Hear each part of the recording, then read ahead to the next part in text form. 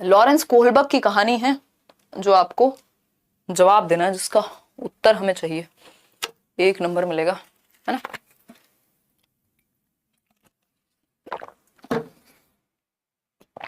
कुछ लोगों को तुरंत समझ में आ जाता है। एग्जाम्पल, जैसे ही प्यार की, ब्रेकअप की, दिल टूटने की, जुड़ने की बातें कर दो, हमारे टीम मेंबर्स को भी। देखो एक बार, 43% लोग कह रहे हैं कि आंसर जो है आपका डी है, लॉरेंस कोहलबर्ग के केस में। चलिए समझने का प्रयास करेंगे, प्रयास कि आप सही कह रहे हैं, गलत कह रहे हैं, गलत कह रहे हैं तो क्यों कह रहे हैं, सही कह रहे हैं तो क्यों कह रहे हैं। पहला ऑप्शन है अंडरस्टैंडिंग ऑफ रेसिप्रोसिटी, यानी कि गिव एंड टेक की, समझ होना, गिव एंड टेक की समझ होना सोशल ऑर्डर मेंटेनिंग में आएगा।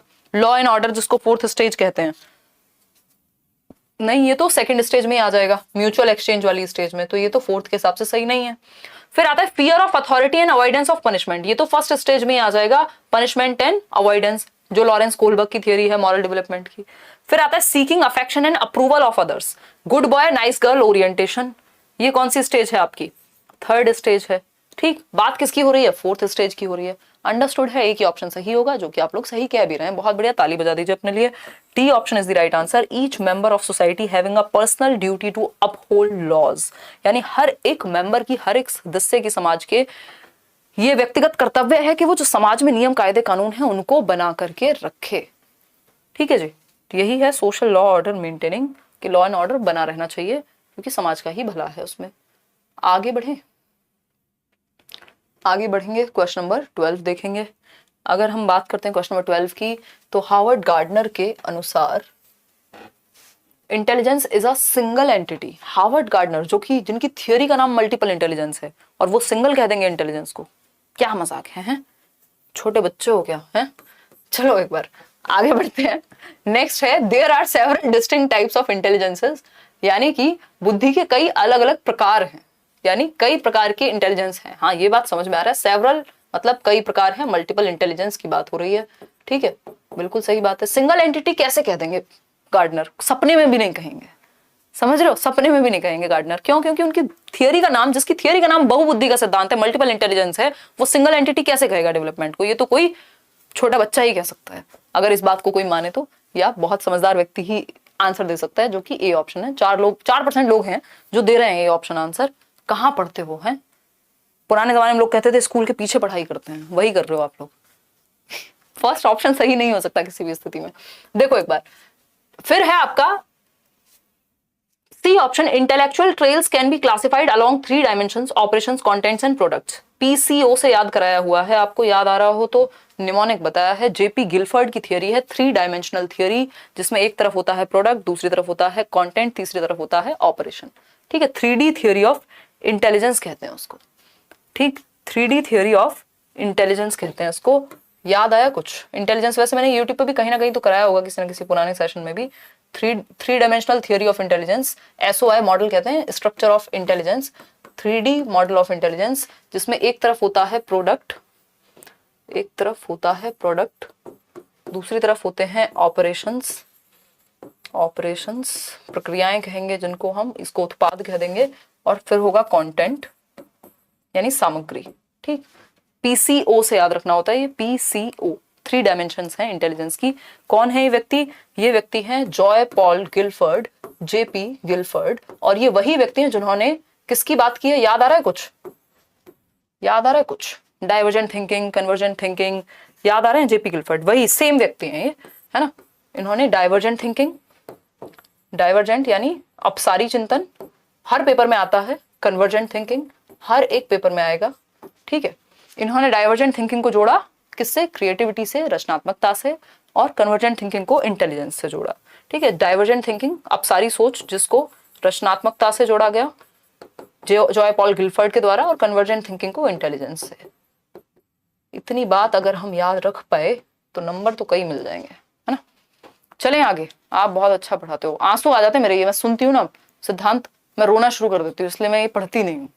इतनी ओवर एक्टिंग हो चुकी है ना आज के लिए, जिसकी हद नहीं है ना। आगे बढ़ेंगे, आगे बढ़ते हैं। तो ये तो JP गिलफर्ड की थियरी हो गई, तो वैसे सही नहीं है। सिंगल एंटिटी हो नहीं सकती, ये वैसे सही नहीं है। Intelligence consist of a general factor and some specific factor, यानी G+S फैक्टर, जो कि चार्ल्स स्पीयरमैन कहते हैं कि 2 फैक्टर इंटेलिजेंस होती है। 1905 में चार्ल्स स्पीयरमैन की जो है ये थियरी आई थी, जो कि गलत है यहाँ पे। तो हार्वर्ड गार्डनर की मल्टीपल इंटेलिजेंस है, जो कहते हैं कि several kinds of intelligence are there, जो कि सिर्फ बी ऑप्शन में बात हुई है। 8 प्रकार की बुद्धि की बात करते हैं कि कोई हो सकता है गार्डनिंग में, यानी नेचुरल इंटेलिजेंस किसी में अच्छी हो, किसी में लोगों को समझने की इंटेलिजेंस अच्छी हो, किसी में खुद को समझने की इंटेलिजेंस अच्छी हो, कोई साइंस में अच्छा हो, कोई ग्राफिक्स में अच्छा हो, है ना। ये कौन कहते हैं? गार्डनर कहते हैं। आगे बढ़ेंगे क्वेश्चन नंबर 13 पर। बहुत ही प्यारा सा क्वेश्चन, जवाब दीजिएगा। कौन है ये व्यक्ति जो कह रहा है बैच में क्यों नहीं हंसती, बहुत सीरियस रहती हो? यार अंतिम आजकल मैं सीरियस ही हूं। अब मैं क्या समस्या बताऊं आपको? समस्या भी कुछ नहीं है ना। फेस चल रहा है अजीब सा, थोड़ा हंसने की कोशिश कर रही हूँ आजकल मैं। बैच में भी हंसती हूँ, ऐसा नहीं है, कम हंसती हूँ, है ना। देखो एक बार, जोशी डिंपल कह रहे हैं रिपीटेड मैम प्लीज, हिंदी और इंग्लिश कैसे प्रिपरेशन करें, tell me.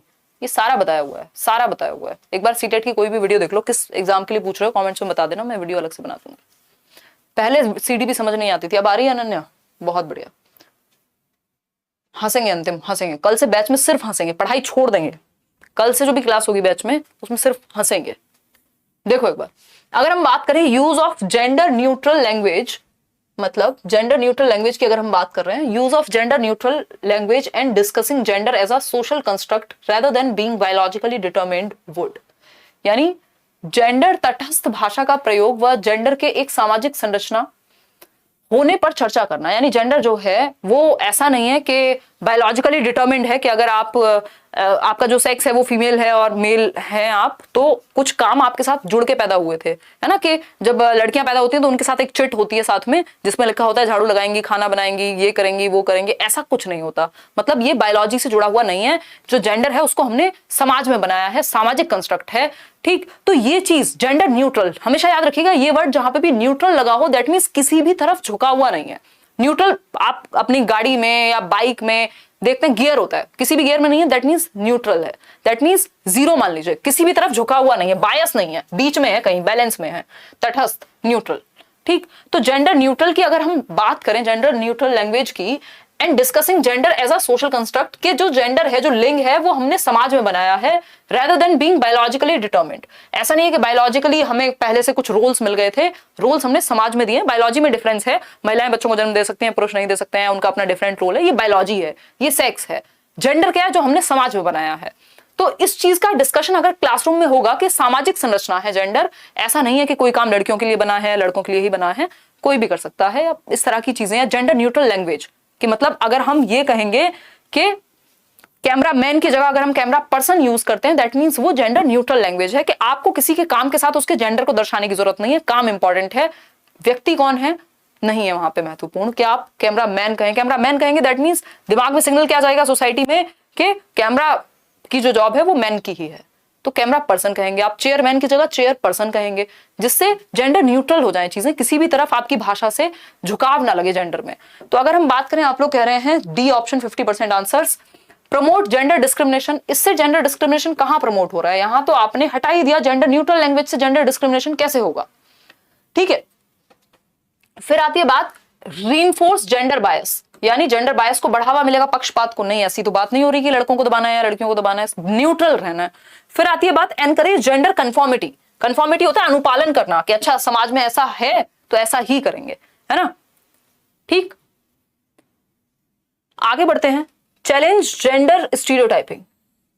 Challenge gender stereotyping यानी लिंग रूढ़िबद्धता को चुनौती मिलेगी, कि जो मान लिया गया है कि ऐसा ही होगा, वो उस चीज को चुनौती मिलेगी, है ना। जेंडर कंफॉर्मिटी क्या है कि अगर मान लीजिए एक धारणा है कि भाई लड़की की शादी होगी तो नाम तो चेंज करना ही है, हस्बैंड का नाम लगाएगा ही, लगाना ही लगाना है, ये हुई कंफॉर्मिटी कि हाँ बिल्कुल लगाना है, लगाऊंगी ही मैं, तो ये तो ड्यूटी है, चाहे इच्छा हो कि नहीं हो, है ना, चॉइस नहीं बची। तो कंफॉर्मिटी इज कि आपने पालन कर लिया, हाँ ठीक है ना। तो ये हुई कंफॉर्मिटी। कंफॉर्मिटी अच्छी चीज नहीं है, अगेन आपने लॉजिक खो दिया, है ना। तो D option is the right answer, challenge gender stereotyping. इससे क्या होगा, जेंडर स्टीरियोटाइपिंग को चुनौती मिलेगी और बच्चों के दिमाग में, नई जनरेशन के दिमाग में बैलेंस क्रिएट होगा, है ना। ऐसी ऐसी स्थिति है, कभी जेंडर पढ़ेंगे किसी और क्लास में तो मैं बताऊंगी। मतलब एजुकेशन के नाम पे हमने लिटरेसी फैलाई हुई है सिर्फ। दुख होता है कई बार, ऐसे ऐसे लोगों से बात होती है जो ब्रिलियंट हैं, अगर हम आईक्यू के लेवल पे बात करें, बहुत अच्छा कर रहे हैं जीवन में, है ना, और उनकी जो जेंडर को लेके समझ है या अलग अलग जेंडर को लेके समझ है बहुत भयंकर खराब है। तो बेसिकली ये डिस्कशन से जाएगा। जो स्टीरियोटाइपिंग को चैलेंज कर पाएंगे हम, वो क्लासरूम में डिस्कशन या घर में डिस्कशन जब तक नहीं होंगे तब तक ठीक नहीं होंगी चीजें। आगे बढ़ेंगे, 13th का D option is the right answer. Question number 14 देखिए, dash should be followed by the teacher to facilitate learning of children from diverse backgrounds, यानी विविध पृष्ठभूमि के बच्चों को सीखने की सुविधा के लिए शिक्षक द्वारा किस तरह से लर्निंग को या अधिगम को फैसिलिटेट किया जाना चाहिए। अलग अलग तरह के बच्चे क्लासरूम में हैं, कोई किसी धर्म से आता है, कोई किसी जाति से आता है, कोई किसी आर्थिक वर्ग से आता है, कोई वंचित वर्ग से है, कोई बहुत ही अच्छे परिवार से है, मतलब हर तरह के बच्चे हैं। कोई भाषा कुछ बोलता है, कोई दिखता कैसा है, कोई रहता कैसे है, तो अलग अलग डिफरेंट बैकग्राउंड के बच्चे हैं। तो टीचर को कैसे लर्निंग को बेहतर बनाना चाहिए जब डिफरेंट डिफरेंट बच्चे हों। सिंपल बात है, जब डिफरेंट डिफरेंट बच्चे तो डिफरेंशिएटेड इंस्ट्रक्शन, ठीक। डाइवर्स या डिफरेंट डिफरेंट बच्चों के लिए डिफरेंशिएटेड इंस्ट्रक्शन का इस्तेमाल किया जाता है, विभेदित अनुदेशन कहते हैं इसको। डिफरेंशिएटेड इंस्ट्रक्शन क्या है, बच्चे की डिफरेंट डिफरेंट बच्चों की नीड, उनकी एबिलिटी, उनके एटीट्यूड, उनके एप्टीट्यूड के अनुसार आप अपना टीचिंग या लेसन प्लान बनाते हैं, ठीक है। स्टैंडर्डाइज्ड हो गया, सबके लिए सेम। भाई जब बच्चे अलग अलग हैं तो सबके लिए सेम कैसे हो सकता है। Don't beat everyone with the same stick, सबको एक डंडे से नहीं हाकेंगे, क्योंकि बच्चे अलग अलग हैं तो मेथड में भी फ्लेक्सिबिलिटी होनी चाहिए। स्टैंडर्डाइज्ड का मतलब होता है यूनिफॉर्म, यानी सबके लिए एक जैसा, उससे काम नहीं चलेगा क्योंकि बच्चे अलग अलग हैं, ठीक। Text book centric, again child centre होना चाहिए। टेक्स्ट बुक सेंट्रिक क्यों होगा text book centric? Summative assessment, यानी योगात्मक आकलन जहां पे सिर्फ नंबर मैटर करते हैं या आपको क्वांटिटेटिवली जज किया जाएगा। तो सी ऑप्शन एकमात्र सही उत्तर है। चाइल्ड सेंटर्ड और इंडिविजुअल डिफरेंसेस में मैं ये डिस्कस करती भी हूँ, डिफरेंशिएटेड इंस्ट्रक्शन का पालन किया जाना चाहिए। क्वेश्चन नंबर 15 देखिएगा एक बार। क्वेश्चन नंबर 15 क्या कहता है, पढ़िए एक बार। Which of the following statements about assessment of children is not correct? यानी कौन सी एक बात बच्चों के आकलन के विषय में सही नहीं है, नॉट करेक्ट लिखा है, बताइएगा, फटाफट से बताइए, आंसर कीजिए, जवाब दीजिए। जवाब सीटेट का फॉर्म जब आएगा बता देंगे, अभी तो पढ़ाई कीजिए।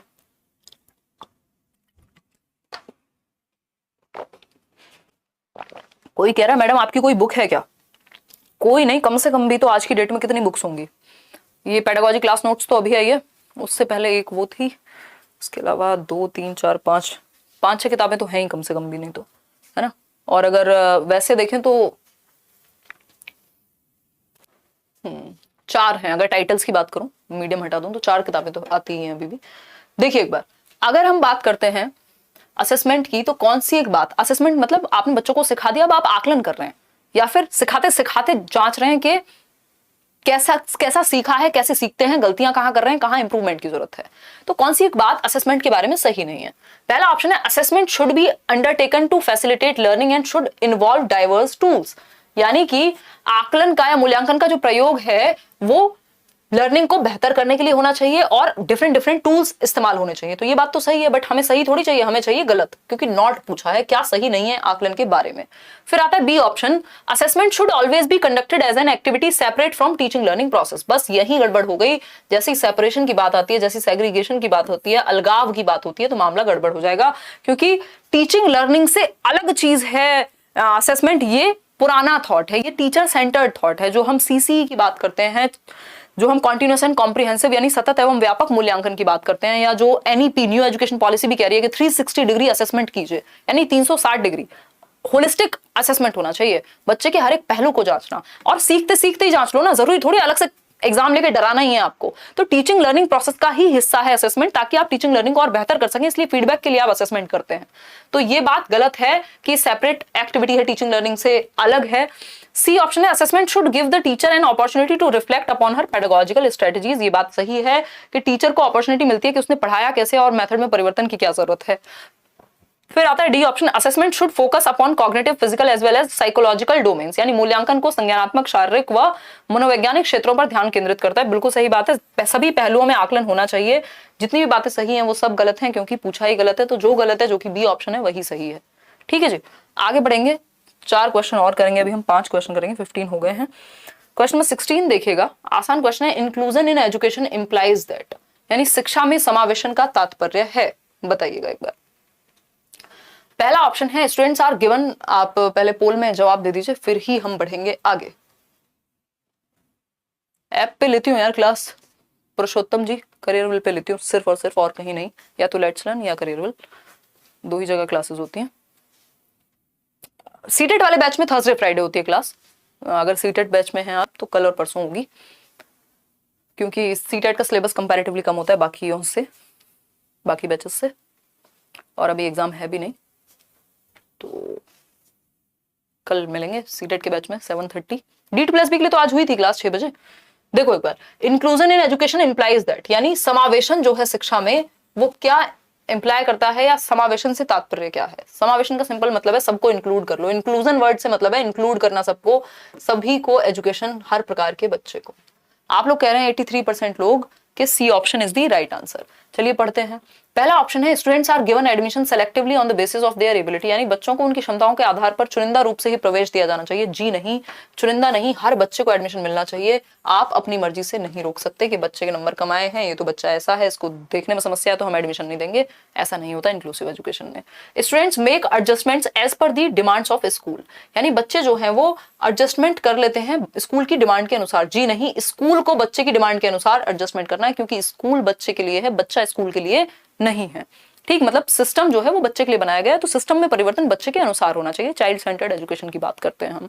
फिर आती है सी ऑप्शन, आता है आपका all students study in same school irrespective of their differences. ये बात बिल्कुल सही है कि हर बच्चा पढ़ पाए, बजाय कि उनके अंदर कितनी भी विभिन्नताएं हैं, व्यक्तिगत विभिन्नताओं के बावजूद भी अंडर द सेम रूफ एक ही स्कूल में हर तरह का बच्चा पढ़ पाए। बस टीचर अपने मेथड में और अपनी प्रणाली में चेंजेस आए, सिस्टम में चेंजेस आए।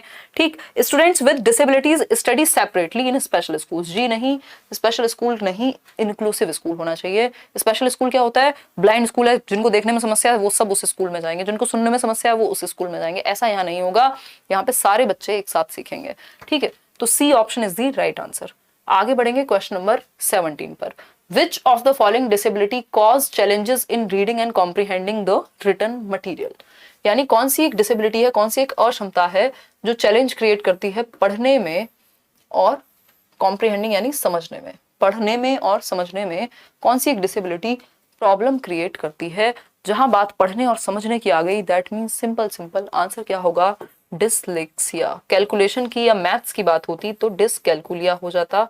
ठीक है, हियरिंग इम्पेयरमेंट, यहाँ पे सुनने की तो कोई बात ही नहीं हो रही, पढ़ने की और समझने की बात हो रही है। लोकोमोटर डिसेबिलिटी होती है, चलने फिरने में, जॉइंट्स में दिक्कत, तो डिसलेक्सिया यहाँ पे पठन वैफल्य यानी पढ़ने में विफलता को पठन वैफल्य कह रहे हैं, वैकल्य कह रहे हैं, जो कि डिसलेक्सिया है। तारे जमीन पर वाले ईशान अवस्थी को याद कीजिए, है ना। अब जो बच्चा पढ़ेगा गलत वो लिखेगा भी गलत, तो कई बार डिसलेक्सिया वालों को डिसग्राफिया जैसी समस्या भी सामने आती है। क्वेश्चन नंबर 18 देखिएगा एक बार। Which of the following will hinder inclusion of learners from disadvantaged and deprived groups? यानी कौन सा एक ऑप्शन है जो हिंडर करेगा यानी रुकावट बनेगा ऐसे बच्चों को इंक्लूड करने में, उनके समावेशन में जो वंचित समूह वर्ग से हैं या फिर जिनको प्रॉपर एडवांटेज नहीं मिला, जो किसी भी वजह से हाशिए पर हैं, यानी वंचित समूह वर्ग से हैं, या तो उनको सोशली अलग थलग रखा गया है या फिर एक जगह से दूसरी जगह मूव करते रहते हैं, उतनी अपॉर्चुनिटीज नहीं मिली हैं, रोजगार के अवसर नहीं मिले हैं, कई लोग उनको मतलब समाज या आर्थिक रूप से, सामाजिक और आर्थिक रूप से किसी भी तरह से वंचित हैं। तो ऐसे बच्चों को इंक्लूड करने का कौन सा एक ऐसे बच्चों को इंक्लूड करने में क्या चीज समस्या बनेगी, हिंडर करेगा, है ना। वंचित समूहों के शिक्षार्थियों को शामिल करने में बाधा क्या उत्पन्न करेगा? Flexible curriculum. भाई जो करिकुलम फ्लेक्सिबल है वो तो हर बच्चे को कर लेगा इंक्लूड, तो ये बाधा थोड़ी बनेगा, ये हिंडर थोड़ी करेगा। ठीक है, डी कॉन्टेक्चुअलाइज्ड कंटेंट, ये बात तो सही है। अगर कॉन्टेक्स्ट में नहीं पढ़ा रहे हो, अगर संदर्भ से नहीं जोड़ रहे हो, बच्चे की लाइफ से नहीं जोड़ रहे हो, तब दिक्कत होगी। तो प्रासंगिक नहीं है सामग्री, अगर बच्चे के, अगर वो जो एग्जाम्पल है आप रिलेट नहीं कर पा रहे हैं तो कहां से इंक्लूड होगा बच्चा, उसको समझ में ही नहीं आएगा क्लासरूम में बैठ करके। फिर है बात लर्नर सेंटर्ड पेडागोजी, ये तो हमेशा अच्छी होती है, लेकिन हमें तो बाधा पूछा है हमसे, तो कॉम्प्रिहेंसिव इवैल्यूएशन होता है ऑल एस्पेक्ट्स में, यानी हर एक पक्ष में आप बच्चे का आकलन कर पाओ। ठीक, सारी बातें पॉजिटिव हैं, सिर्फ डी कॉन्टेक्चुअलाइज्ड, मैंने आपको लास्ट टाइम भी कहा था, ये प्रासंगिक होता तो ये ऑपोजिट हो जाता। डी का मतलब हो गया कि कॉन्टेक्स्ट में नहीं पढ़ाना। ठीक, तो सही उत्तर है बी ऑप्शन, क्योंकि नेगेटिव पूछा है हमसे, हिंड्रेंस पूछा है, रुकावट पूछा है। क्वेश्चन नंबर 19 देखिएगा एक बार। क्वेश्चन नंबर 19 है use of diverse pedagogical strategies by the teachers will help in inclusion of, यानी जो डाइवर्स पेडागोजिकल नीड्स है, यानी डिफरेंट डिफरेंट पेडागोजिकल नीड्स है, पेडागोजिकल मतलब मेथड में परिवर्तन की जरूरत है, कौन सी एक स्ट्रेटजी जो है डिफरेंट डिफरेंट बच्चों को डील करने के लिए टीचर को अपनानी चाहिए इंक्लूसिव एजुकेशन में, बताइए एक बार। पहला ऑप्शन है स्टूडेंट्स विद स्पीच इंपेयरमेंट, मतलब कि स्पीच इंपेयरमेंट है, बोलने में दिक्कत है बच्चे को, उस तरह के बच्चे को शामिल करें। स्टूडेंट्स विद विजुअल इंपेयरमेंट, जिनको देखने में समस्या है उनको शामिल करें, उनके लिए स्ट्रेटजीज डेवलप की जाए। बच्चे जो कि गिफ्टेड हैं, जो जल्दी से समझ लेते हैं किसी चीज को, तो उनके लिए भी स्ट्रेटजी होनी चाहिए ताकि वो उनके लिए कुछ चैलेंजिंग टास्क हों ताकि वो बोरियत महसूस ना करें। फिर आता है डी ऑप्शन, क्रिएटिव स्टूडेंट्स, यानी प्रतिभाशाली रचनात्मक बच्चे, कुछ नया सोचते हैं जो, यानी हर प्रकार का बच्चा आ गया। और आपका इंक्लूजन का मतलब ही है all types of learners should be included in under the same roof. ठीक, तो फर्स्ट, सेकंड, थर्ड, फोर्थ जो कि डी ऑप्शन में है, आप लोग दे भी रहे हैं उत्तर 80% लोग। चारों ही तरह के बच्चों को इंक्लूड करने के लिए डिफरेंट डिफरेंट स्ट्रेटजीज का, पेडागोजिकल मेथड्स का, वेज का प्रयोग करना चाहिए टीचर्स को। आगे बढ़ेंगे नेक्स्ट क्वेश्चन पे। क्वेश्चन है question number 20th, which of the following is a correctly matched pair of appropriate accommodation strategy for inclusion of students with the specified disability, यानी किसी एक बच्चे को अगर कोई स्पेसिफिक डिसेबिलिटी है, कोई विशिष्ट दिव्यांगता है अगर, तो कौन सा एक मेथड करेक्टली मैच्ड है, मतलब एक तरफ एक डिसेबिलिटी लिखी है, उससे एक रिलेटेड वे लिखा है कि इस डिसेबिलिटी को डील करने का ये तरीका है, तो आपको मैच करना है पेयर को। डिस्ग्राफिया वाले बच्चे को आप क्या करेंगे, कंपलसरी राइटिंग दे देंगे, जिसको लिखने में समस्या है उसे लिखने का ही काम देंगे, तो उल्टा नहीं हो गया, ये आप टॉर्चर कर देंगे बच्चे को, गलत तरीका है। डिसलेक्सिया जिसको पढ़ने में संबंधित है उसको टेक्स्ट देंगे upper case and small letters में, नहीं है ना, उसको बड़े लेटर्स में तो दोगे, छोटे लेटर्स में क्यों दोगे, जिसको देखने या पढ़ने में पहले ही समस्या है। लोकोमोटर डिसेबिलिटी होती है चलने फिरने में समस्या। Provision of classes on ground floor, ये बात सही है कि जो दिव्यांग बच्चा है उसको भूतल पर कक्षाओं का प्रावधान होना चाहिए। भूतल मतलब अगर भाई आपको पता है कि किसी को समस्या है, जैसे मेरी मदर को घुटनों में काफी सालों से समस्या थी, अभी तो नी रिप्लेसमेंट हो गया, तो ह्यूमैनिटी के नाते क्या है कि भाई उनकी क्लासेस जो है वो फर्स्ट फ्लोर या सेकंड फ्लोर पे ना लगा करके ग्राउंड फ्लोर पे क्लासेस अरेंज हो जाए तो ज्यादा बेहतर है ना, पीरियड्स। तो ये क्या है बेसिकली, ये सही तरीका इंक्लूजन का। बेसिकली हम बच्चों पे ज्यादा ध्यान देते हैं ऑब्वियसली, तो लोकोमोटर डिसेबिलिटी यानी चलने फिरने में अगर किसी को समस्या है, तो कोई बच्चा है जो मान लीजिए बैसाखियां लेके आता है, या कोई बच्चा है जो व्हील चेयर पे आता है, तो बजाय कि उसको बहुत स्पेशली कहीं थर्ड फ्लोर पे क्लास दो, अगर स्कूल में रैंप नहीं है या फिर स्कूल में अगर लिफ्ट नहीं है, तो उस केस में ग्राउंड फ्लोर पे क्लासेस होंगी, तो बच्चे का इंक्लूजन बेहतर हो जाएगा, इजीली हो जाएगा। बात तो सही है।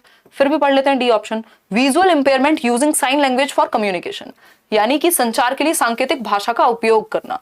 देखो विजुअल इंपेयरमेंट के लिए साइन लैंग्वेज यूज करोगे, मतलब जिसको देखने में समस्या है उसको ये कहोगे, इशारों में बुलाओगे आजा, है ना, कैसी सी बात है ये, बिल्कुल इलॉजिकल हो गई। साइन नहीं, टैक्टाइल लैंग्वेज का यूज किया जाता है, साइन का नहीं, है ना। जिसको देखने में समस्या है, जो देख ही नहीं पा रहा, उसको कहोगे इधर आजा ऐसे मुंह बंद करके, तो खराब हो गया भाई। साइन लैंग्वेज वहां काम नहीं करेगी। साइन लैंग्वेज कहां काम करेगी, जिसको हियरिंग इंपेयरमेंट है, जिसको सुनने में समस्या है। तो C option is the right answer, जिसको चलने फिरने में समस्या है उसकी क्लास